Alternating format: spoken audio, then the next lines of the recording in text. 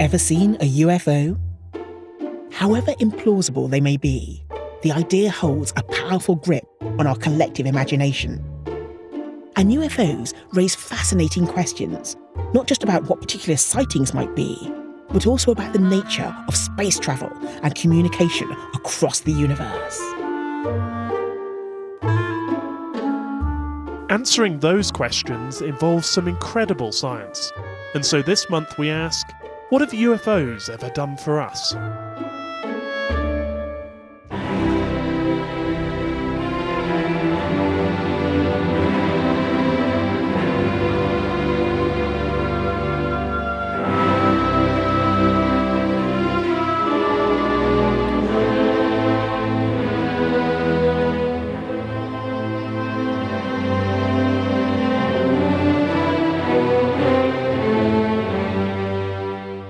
Since I was a little girl, I always hoped that one day I would wake up to find visitors from another world.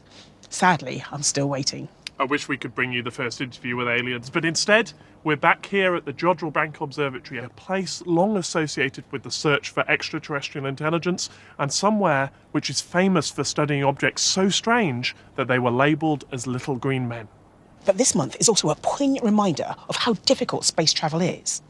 11 years after it disappeared, the Beagle 2 spacecraft has been found on the surface of Mars. We celebrate a mission that came tantalisingly close to triumph. Coming up, Dallas Campbell opens the MOD's UFO files and asks what it would take for aliens to visit us. There are some basic questions we have to ask, and one of those questions is interstellar travel possible? Pete reveals what really lies behind some of the most common UFO sightings.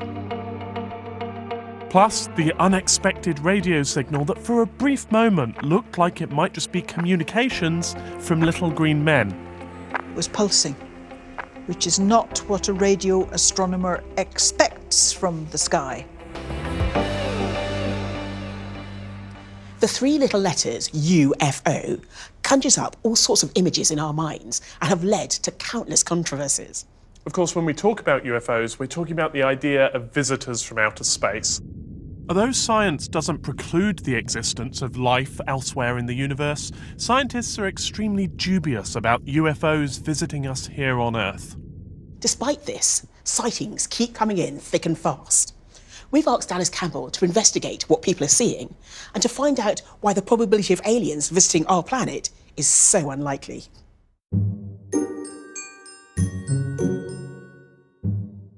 The modern UFO phenomena began in 1947.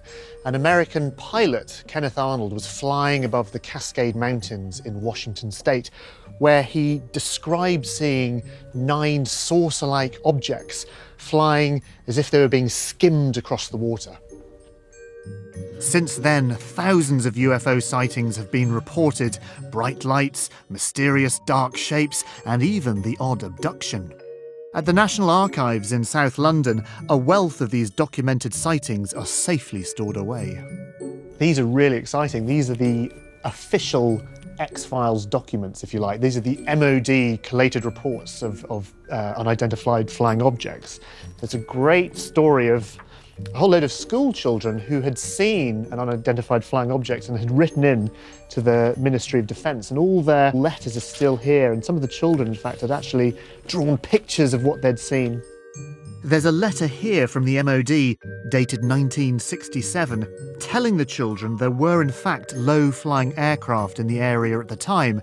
It sounds pretty plausible to me. This flying saucer report actually made the papers. This is from 1966. This amazing picture of a flying saucer filmed from an aircraft by a woman will set the world talking, and it certainly did. But luckily, good old Tomorrow's World solved the mystery. Our cameraman sat in the same seat as Mrs. Oldfield had. Through the window, notice how the glass is slightly convex where it meets the frame. Here it comes, Tomorrow's World's very own UFO. What we are seeing now is in fact a direct view of the tailplane of the aircraft, seen at an acute angle to the window glass. Whether these UFO reports are explainable or not, it's worth thinking about the UFO question from a different angle. If a civilization was visiting the Earth from a faraway solar system, there are some basic questions we have to ask. And one of those questions is interstellar travel possible? We live in a world governed by the laws of physics, and to the best of our knowledge, they apply throughout the universe. It's these laws that make interstellar travel so incredibly improbable. Of course, the problem with travelling around space is that space is big, really big, and the distance between the stars is absolutely vast. It's so vast that even light, which is the fastest thing we know, takes years to travel between them. Even our fastest spacecraft, like Voyager 1, would take at least 70,000 years just to reach our nearest star. So how could we or any other spacefarers cross such unimaginable distances? Well, you could try going really, really fast. But going faster is incredibly difficult, and not just for the obvious reason that it takes a great deal of effort. Over a century ago, Einstein worked out that the faster you travel, the heavier you get. If I were to accelerate up to the speed of light, then my mass would become infinite, and the amount of energy I'd need to move would also be infinite, which might get a bit tiring. But funnily enough, going fast is only part of the problem. Once you get to where you're going, how do you then stop? The faster you've been travelling, the harder it is to lose all that momentum you've built up. So in order to stop in space, you would need another engine with the same force pushing you back the other way. And this is a problem we struggle with in our own solar system when we send probes to other planets. Stopping a spacecraft once it's reached its destination is one of the hardest things in space exploration. There may be a way round this, though. Instead of trying to go faster, could we not make the distance itself shorter? Crazy as that sounds, there may be a way to do just that. There's a theoretical solution to this interstellar dilemma, something known as a wormhole. These are tunnels through space-time connecting two distant places.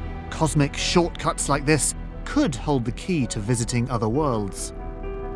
I'm meeting theoretical astrophysicist Roberto Trotta to find out how likely these sci-fi staples really are. Theoretically, is it something we can even consider, or even think about, even talk about? Conceivable, yes, absolutely. And theoretically, you can find solutions to Einstein's general relativity equations that describe such a shortcut, a wormhole, in fact.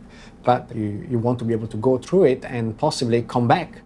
In theory, a wormhole could be formed by two black holes connecting to create a bridge. But there's a problem. This possibility wouldn't be traversable. You wouldn't be able to take a shortcut through a black hole. No.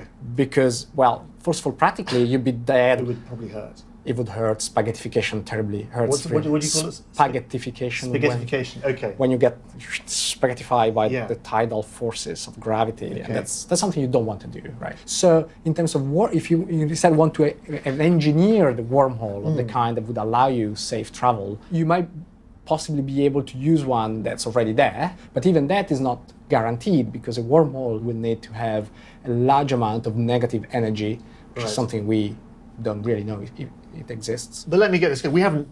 We don't know if there's any wormholes. We haven't made one, or this is all speculative. It's all theoretical. It's all equations on a board, effectively. People speculating about what kind of reality those equations could possibly describe. Got it. No one said, "Oh, look, what's that funny thing? Oh, it's a wormhole." We're not even. No, we don't. Okay. We don't even know how to look for one. So let's just assume a wormhole had happened. Presumably we're going to run into all kinds of practical problems still. It's not just easy, we built a wormhole, we can all go on holiday. There is the strength of the forces, the time it would take, not to you as the traveler, but the time that would pass for people back home. Time would flow differently for you than for people back home. And so you don't want to go on holiday and then come back and everybody has died 10,000 years ago. That would be silly. And the other problem is that even just theoretically, if such wormholes were to exist, you could use them to travel back in time, effectively, which seems to be something that's fundamentally forbidden, and that might be an argument why they might not exist. Yeah. South of France is nice this time of year. I think I might just plumb for that instead. Yes.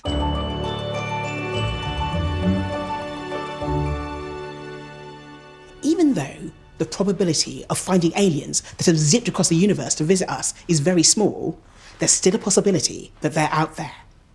As a result, we've combed the cosmos searching for signs of their existence. Chris is speaking to pioneering astrophysicist Jocelyn Bell Burnell, who discovered a signal that looked like the one we'd been waiting for.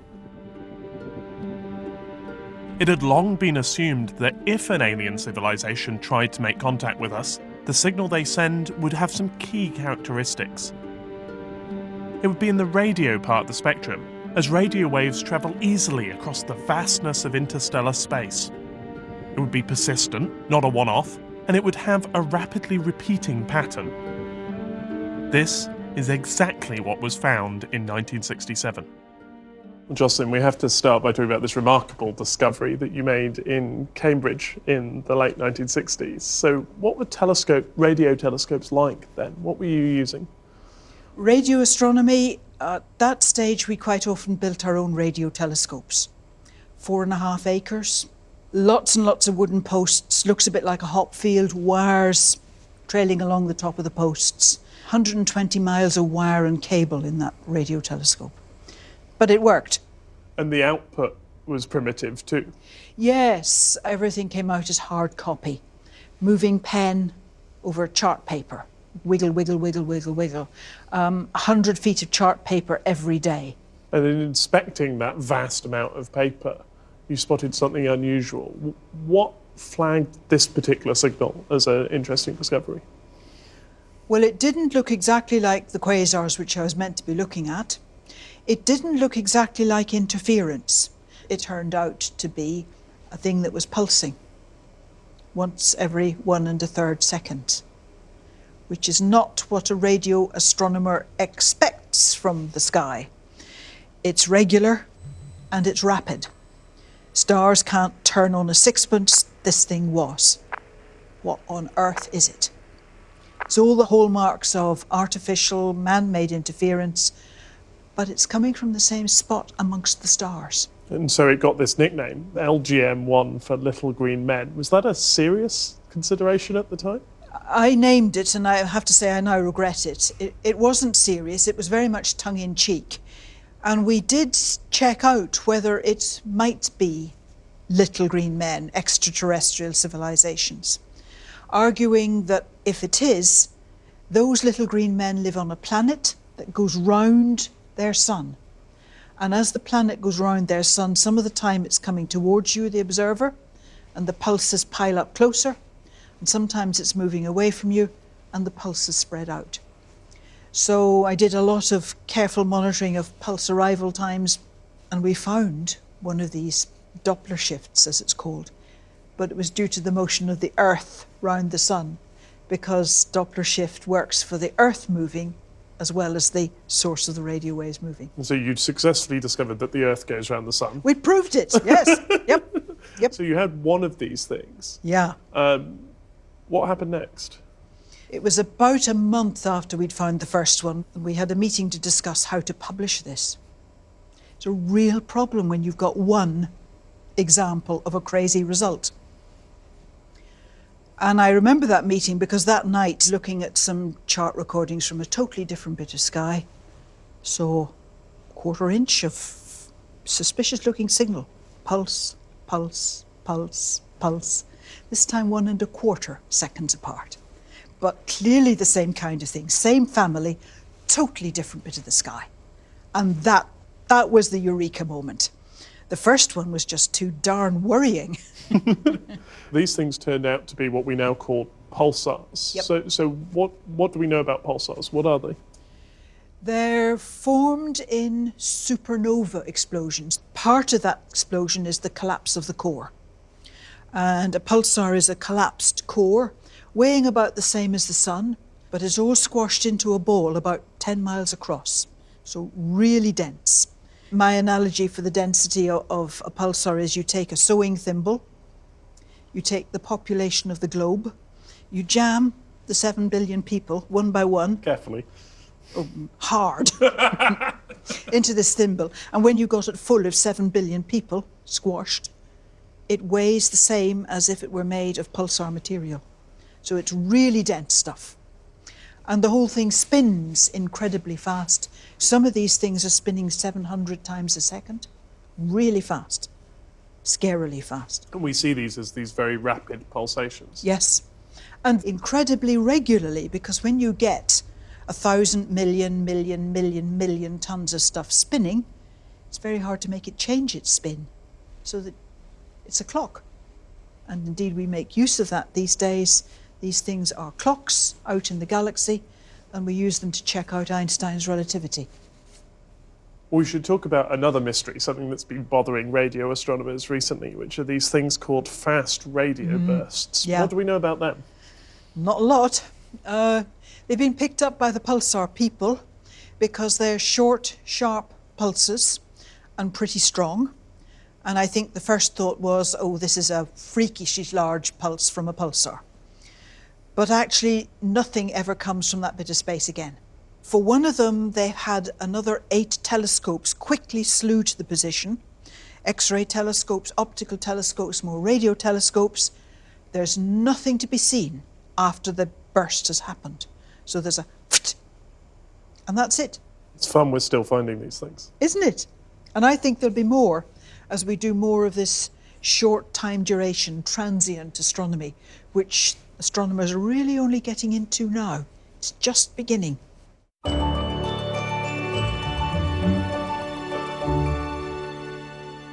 To find out more about fast radio bursts and how astronomers are trying to find them, check out our website at bbc.co.uk/sky at night. In a few moments, we'll turn from aliens travelling to visit us to the problems we humans have exploring our own solar system, as we look at Britain's attempt to visit Mars with Beagle 2. But first, Pete Lawrence is here to show us how easy it is to find UFOs. There are all sorts of things up in the sky which try and trick us into thinking that aliens are visiting from other worlds. And I want to show you what some of these things are. Our skies are populated with objects that at first glance look like they're straight out of a science fiction film. One of the most common are clouds. Some clouds look really otherworldly. Just look at this amazing image back here. Now, these are what are known as lenticular clouds, and this particular photograph was taken from Halifax in the UK. But typically, lenticular clouds form over mountainous regions where the weather is warm, moist and stable. But there are even stranger clouds than this. This bizarre gap in the cloud is called a fall streak hole or hole punch cloud, and it occurs when something happens to cause ice crystals to form right in the centre and fall out of the sky, leaving behind this amazing hole. Of course, some UFO sightings are actually space-based. Many people mistake satellites for either planes or shooting stars, but sometimes when the conditions are just right, they can look really spectacular. This is what's known as an iridium flare. What you're seeing is sunlight reflected off flat surfaces on the satellite's body. It's so UFO-like because the light appears from nowhere and then just vanishes away. The most unpredictable, and if you go onto our website, there's a link there to help you find out how to see a flare for yourself. But there are stranger appearances still. From time to time, rockets carrying spacecraft into orbit dump fuel, and this can create a bizarre and mysterious glowing shape which is visible in the night sky. And then there's this. This was taken from northern Norway in 2009, and it's not a manipulated image. This is actually what was seen in the sky. Hard to believe as it may be, this was the result of a Russian missile test. The rocket malfunctioned, leaking a trail of fuel as it spun. But the other factor was the time of day. For the photographer, the sun was below the horizon, but up in the upper atmosphere, the sunlight was able to illuminate the released fuel, creating this spooky effect.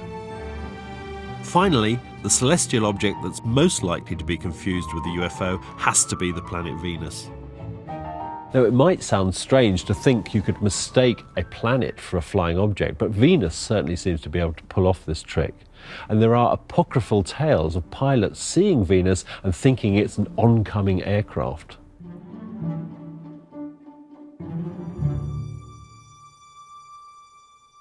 And now to the news from Mars.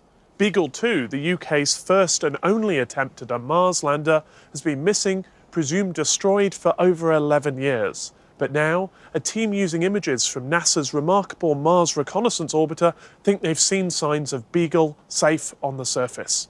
We'll be finding out what this means for the mission in just a few moments. But first, let's remind ourselves of the Beagle story and what happened over Christmas in 2003.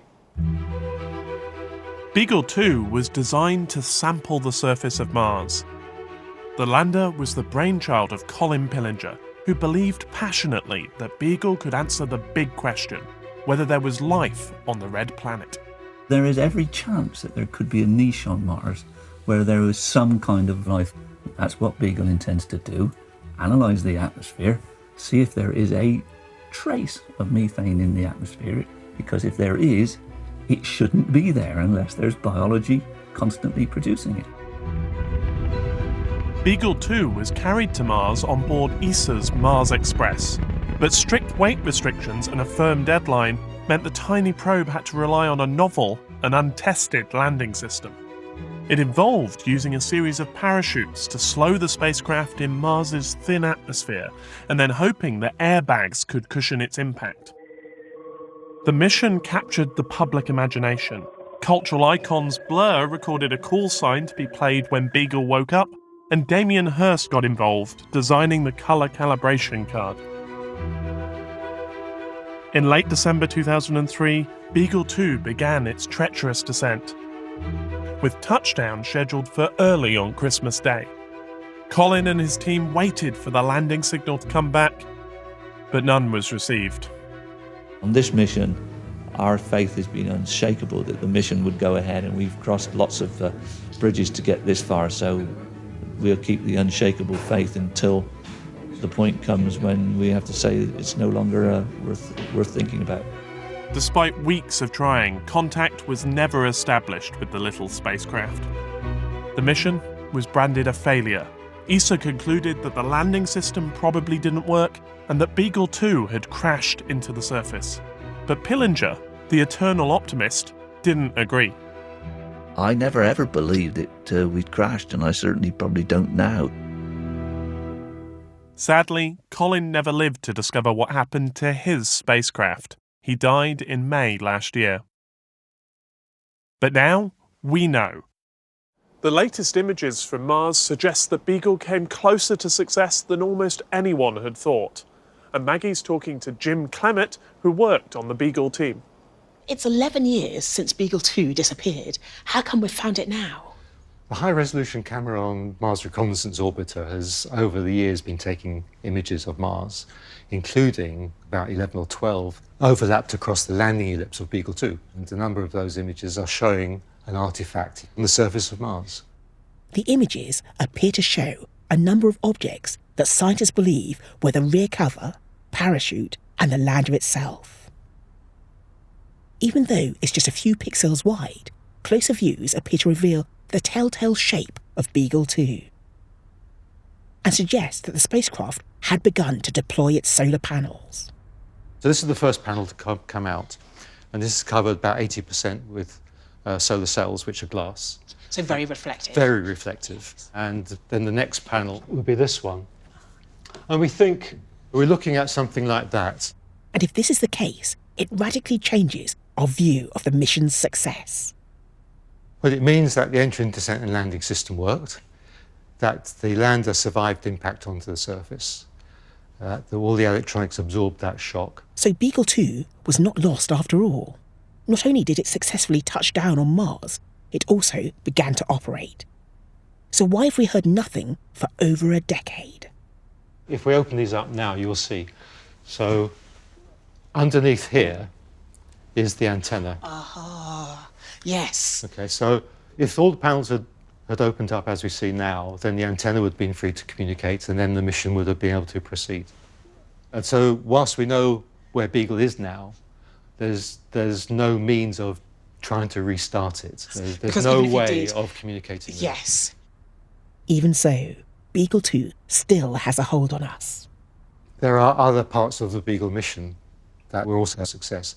For example, encouraging young people into science, technology, engineering. And I know there are people out there now who are engineers or scientists because of Beagle. Perhaps the late Colin Pillinger summed it up best. It was not a failure. Deferred success. Triumph, not disaster.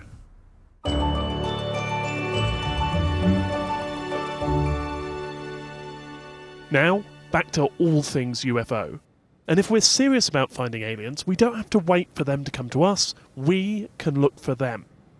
Here at Jodrell Bank, they're working on a system that will allow them to use their radio telescopes not to look for flying saucers, but to search for signals from alien civilizations out in space. The question is, what would that signal look like? A regular pulse would be a good clue that the signal was artificial, but we now know that's how pulsars appear. And so the team at Jodrell are taking a different approach.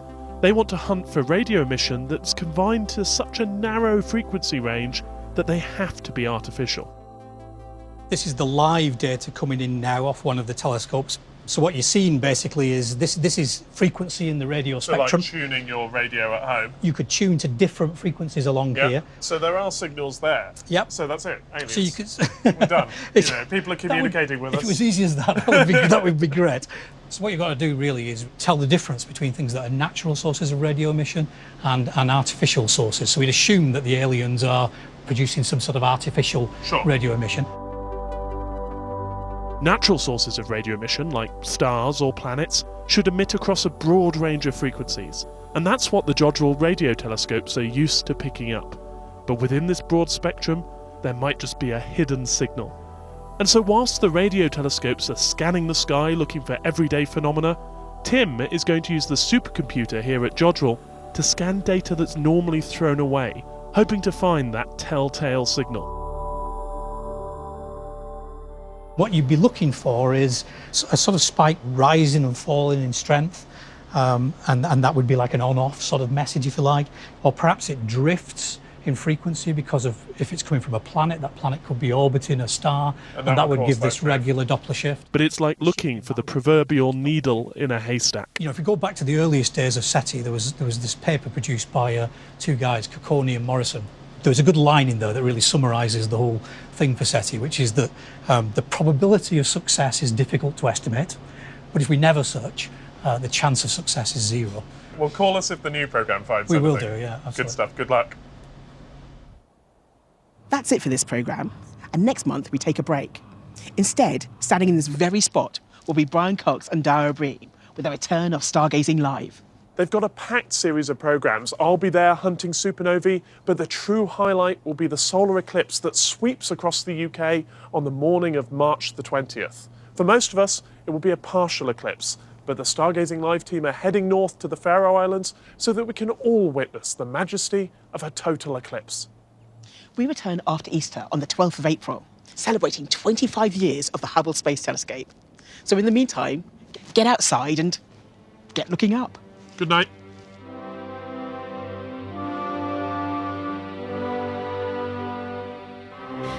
The BBC book The Sky at Night, How to Read the Solar System, A Guide to the Stars and Planets is available now.